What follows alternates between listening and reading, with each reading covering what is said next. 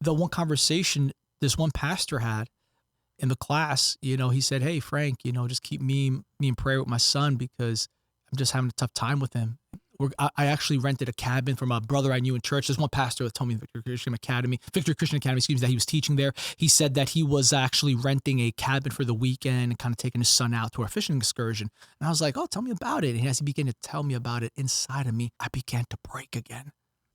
Because I met his son. He was a good kid, but because his dad was so involved, and I get it, he's a pastor. He has so much weight on his shoulders.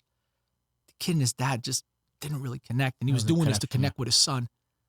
And I remember I walked out of that classroom saying, "Yeah, I'll pray for you." He's like, "Oh, thanks, Frank. I appreciate your prayers. The Lord bless you." I walked out of the classroom saying I would give my right eye to be called your kid. I wish you would take me. You can leave him and I'll take your name. I just want to feel that love again. And then I was walking down the hall going to lunch, and I had to clean my eyes up and get in my car and go pick up lunch. That weekend, a few weekends later, the church I was going to, it was Camp of Jehovah, right?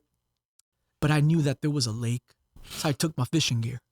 And I remember the guy was preaching, and kind of like I'm looking at you, like over his shoulder, there was a lake. And I remember it was just covered in moss and lily pads. And I was just like, man, I wonder, that's a perfect setup for a bass. I wonder what's in that lake. And I saw something jump. I was like, And I don't know if the preacher thought I was connecting with his message. Really, I was looking at the fish behind him. I felt bad. But you know what? They ended the session. I ran to my car, and everybody went to the basketball courts and with their friends. I ran to the side of that lake and I started casting. I was like, where did I see that jump? And I'm trying to triangulate where I saw it, right?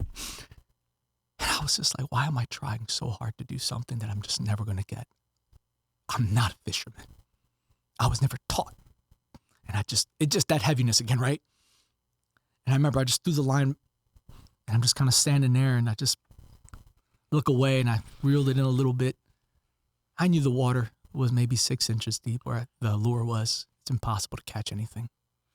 All of a sudden, I felt this yank, and I pulled it out of the water. I was just like, what was that? I thought it was a rock I was caught on, and I pulled out a bass about that big. Biggest fish I ever caught. No training. Wrong position. Horrible casting. No bait on a hook. But a father that wants to restore a heart will show up at the right time. I hear a voice behind me, Marcos. And the voice said, remember, I took you fishing.